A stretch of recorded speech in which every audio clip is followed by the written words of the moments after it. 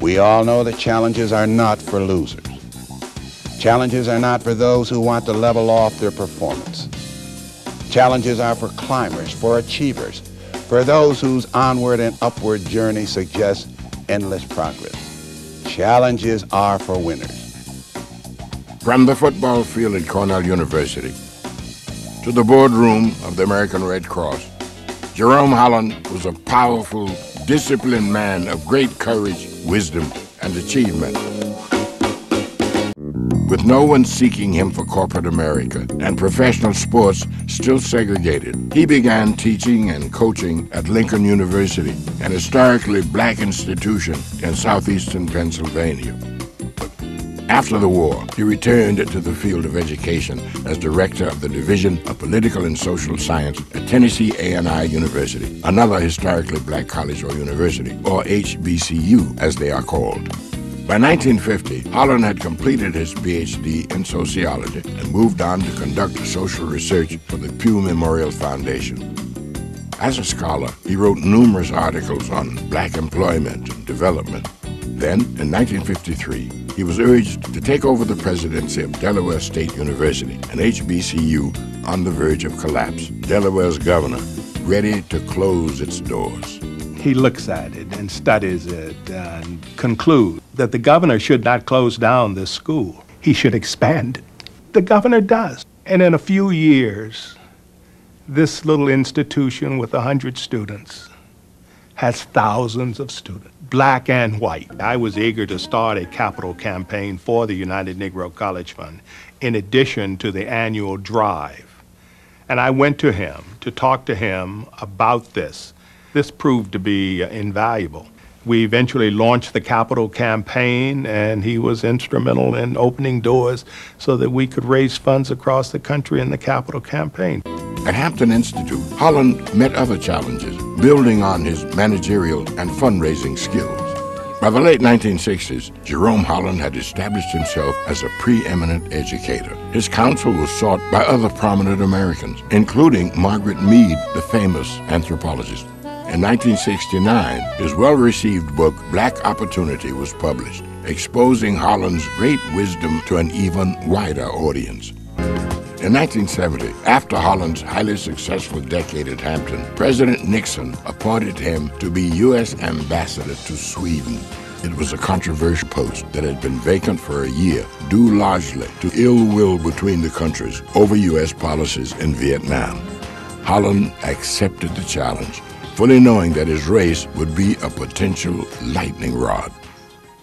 When he and his family arrived, they were greeted immediately with hostility and rage. He and Mrs. Holland had to be guarded in some circumstances, and that was absolutely anathema to him. He was the kind of a fellow who'd want to wade right into a crowd. He had guts. He thought the best way to be the American ambassador was to go right out into any situation, whatever it was, and meet the challenges head on. Coming back to America with an impressive resume, Holland embarked on yet another career path, this time as a corporate director. In 1972, he was elected as the first black director on the board of the New York Stock Exchange, and thus began a remarkable period in his life. He went on to serve on the boards of numerous large corporations, including AT&T, Chrysler, Union Carbide, General Foods, Manufacturers Hanover, and Federated Department Stores. He entered boardrooms as the lone black, displaying great confidence and grace as he set a new standard for all. Board duties kept Holland busy, but he managed to devote considerable time to charitable and social causes, including the National Urban League, the United Negro College Fund, and the National Conference of Christians and Jews. He also served on academic boards at Cornell and MIT and rejoined the Board of Governors of the American Red Cross, on which he had served before becoming an ambassador. On behalf of the American Red Cross, the President of the United States. Through the years, the Red Cross has provided more and better services. In 1979, President Carter appointed Jerome Holland chairman of the American Red Cross. Holland accepted the position with characteristic warmth.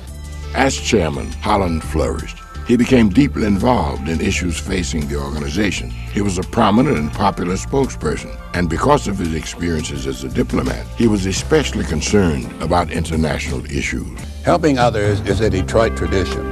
Red Cross has been part of that tradition for 75 years.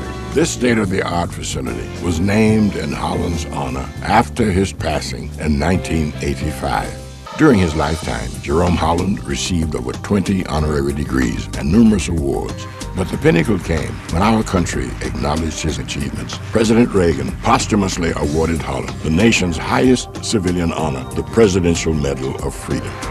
Dr. Jerome Hartwell Holland, one of 13 children in a small-town family in New York State, rose from poverty to become a leading educator, civil rights activist, author, and diplomat. Dr. Holland dedicated his career to improving the lives of others, particularly his fellow Black Americans, and to working for peace. A man of vigor and wisdom, Dr. Holland led a life of service, the memory of which today serves as an inspiration to millions. With this recognition accepted by his wife, Laura, Jerome Holland took his rightful place among fellow 1985 Medal of Freedom recipients. Really, I think, encouraged all of us coming along in his footsteps to reach out to the communities that we came from or to serve, give back, and make sure that we were part of what could help bring up and elevate the total importance of people. When I look at Dr. Jerome H. Holland, I think of someone who perseveres, someone who doesn't give up, someone who feels very good about himself. And in doing that, he marches forward and he becomes an example for people like myself. As a person interested in people and one who has been involved in the human drama of life for so many years, wherever people are and wherever there are problems, that is where I think I would like to go.